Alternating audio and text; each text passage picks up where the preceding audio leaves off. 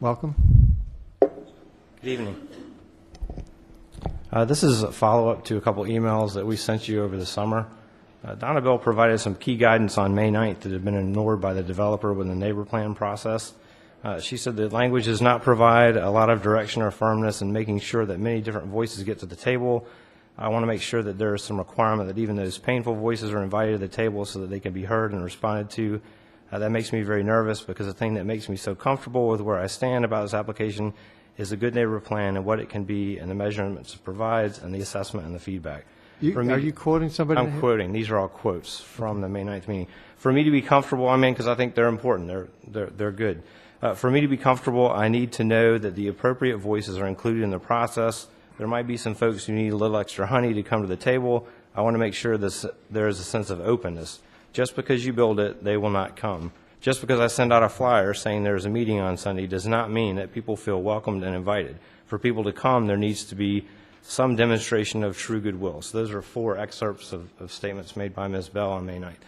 So before the first neighbor plan meeting, the developer contacted me and I liaisoned with the ABetterSite group about their request to have a single member represent the group. So in the correspondence, we asked for open meeting rules. The developer denied the request. We asked if neighbors could attend. Denied. Alternates. Denied. We asked 6 times for a list of participants and a format of the meeting. The developer didn't send it until 1 business day before the meeting. Once we received the materials, we did a little quick research, and it was clear the developer had no intention of following open meeting law. A large majority of the participants appeared to be from organizations that strongly supported the shelter. Most of the individuals were handpicked by the developer, even in neighborhoods with a homeowners association like Larkspur. And very few of the members had a personal stake because very few of them are raising a family or own property near the shelter. All the participants live a half-mile away or more from the shelter, and there are hundreds of people who live closer than that. The initial list included no neighbors who were currently raising kids in a neighborhood around the shelter, no business owners from the shopping center next door, and no preschool teachers at the 2 adjacent preschools. To recap, the very first meeting was going to be 13 hand-picked supporters, 2 council candidates, 1 non-owner business representative, and then just 1 opposing viewpoint, ABetterSite. We just didn't find that very welcoming, especially considered it was going to be a closed meeting with no recording and no witnesses. We emailed you guys a couple times, and we haven't received a response. So while we believe that the council was clear on its expectation that all points of view be represented, our major sticking point is refusal to follow open meeting laws, such as the ability to record the meeting so that we have an accurate, immutable record of proposals that are made and reasons for dismissing them. Neighbors learned the hard way during an earlier mediation that relying on the facilitator to do a double duty by having to mediate and take notes produces unreliable notes with inaccuracies and omissions. So tonight I'm providing you with some materials.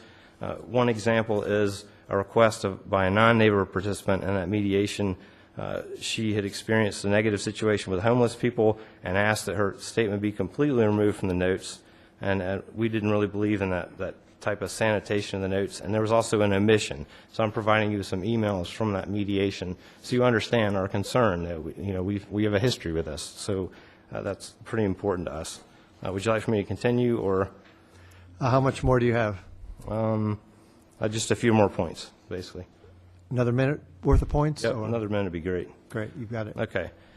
So we asked for the Dispute Settlement Center initially in May 9th to be involved because we wanted to ensure that there would be diverse viewpoints and a transparent process, but the Dispute Settlement Center did not try to resolve these issues with us. Andy Sachs was copied on all the notes but never contacted us.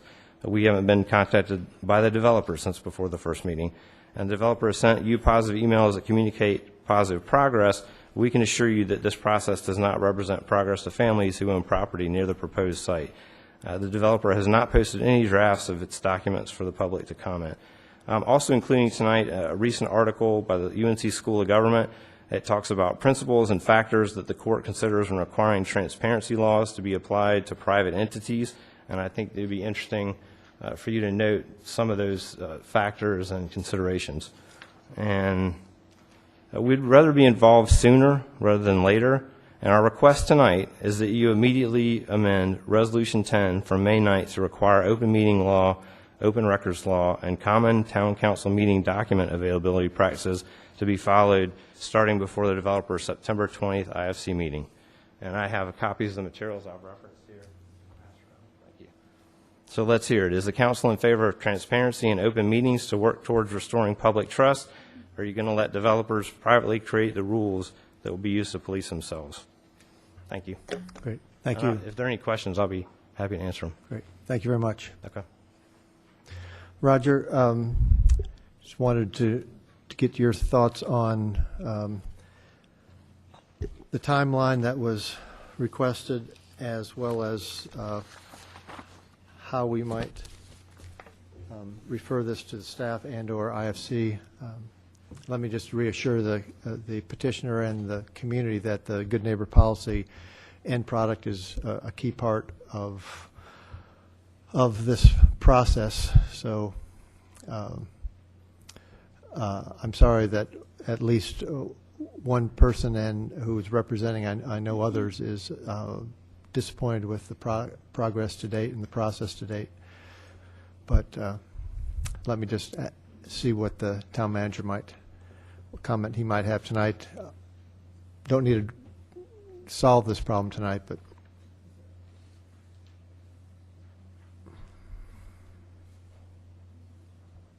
with other council members who want to comment. So there is a report on your agenda from the IFC on this process scheduled for September 26th. So in terms of an opportunity to have a conversation with them about how they've conducted that process and what your interests are, that would be a good time to do that. Okay. Donna? So it looks like this process isn't turning out the way that I very explicitly said that I did want, from exactly what Mr. Peters said. And so I wonder if it would not be better to have someone from the dispute settlement, the actual facilitator, to speak to us about the process and the logic behind the process and the attempts to make it an open, because what I don't want to get into is a case of he said, she said. So, well, I thought I was doing this. Well, that didn't feel like that. I mean, that was the entire reason that we asked that an independent facilitator be part of the process, so that these two parties, which up to this point have not seemed to be able to find common ground, that a third party would be able to sort of facilitate that process for them. And so I don't know that having a representative from IFC come and give a statement about what they perceive to have been the process would get us any further at this point without some conversation with that third party. Okay. Other comments? Gene? Well, I totally agree with Donna, because over the summer we got very, very different points of view, and they were opposite on this process. And the idea behind the process was to try to get all of these parties to have a conversation. So if that's the best solution, I would agree with that. Okay. Lauren? I have a question maybe to Roger or Ralph, and would it be possible, what exactly goes into, I mean, I know generally, but, an open meeting, what are the requirements that would need to be met in order to satisfy the petitioner's September 20th meeting? Obviously, it would need to be advertised as a meeting a certain number of days before the meeting, and then documentation supplied a certain number of days prior to the meeting. Can you just let me know, how could we satisfy that particular deadline as they request, if it's possible? Well, the open meetings law requires 48 hours notice of a public meeting, and it requires that the meeting then be open so that any member of the public can attend the meeting. Those are the two basic requirements: 48 hours notice and anybody being able to attend. So what would be the issue in satisfying this particular request tonight for the petitioner? I mean, can I attend the meeting? I don't know. See, according to the petitioner, it's not open. Go ahead. Sorry. That's all right. So let's separate the statements. The very first meeting was totally closed. No one was allowed to attend, no alternates. IFC, the developer, subsequently opened up the meeting so that people could attend, but the sticky wicket is the notes versus the recordings. That's where we stand right now. So, I mean, the recordings is also a part of the open meetings law, as I understand it, in my non-lawyer reading of the statute, so. Okay. I guess my suggestion would be to let the September 26th meeting come to us. IFC would come here. We could hear what they had to say. We can get dispute settlement here as well. ABetterSite folks, obviously, I would say would be here to attend and would be able to. It would be an item on our agenda, so they'd have an opportunity to speak, and we can provide some resolution to this issue. I'm not in favor of suddenly imposing a different process on sort of unilaterally without hearing what IFC had to say about this. So I'm not, and it's not a big concern to me that we don't do something before the 20th. If the fact that the meeting on the 20th takes place and we change something about how we want this process to operate on the 26th, and it extends the process, it extends the process. I think that's an outcome that I'm willing to add in order to have the process being one that we all can support. So my thought again would be to make sure that IFC gets this information, the idea from this petition, or the information from this petitioner, and that they are alerted that we would like to have IFC as part of their presentation on the 26th to respond to the petitioner. Donna? And since the IFC is coming back, and we know they're coming back, one question that would be raised by Mr. Peters' comment is how exactly are the notes from these meetings validated or ratified?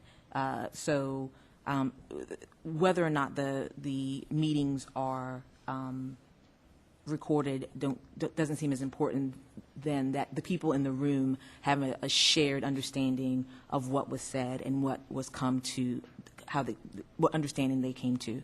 And so if they could speak to that process, that would be really important in response to a request for all these meetings to be recorded, which at this point I'm not necessarily in support of, but I would need to hear exactly what the process is to make sure that his concerns about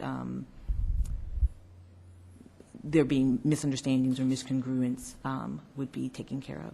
Okay. All right. So is there a motion to receive this petition and receive and refer to the town staff and to IFC and add it to the that the IFC and the Dispute Settlement Center respond to the petition?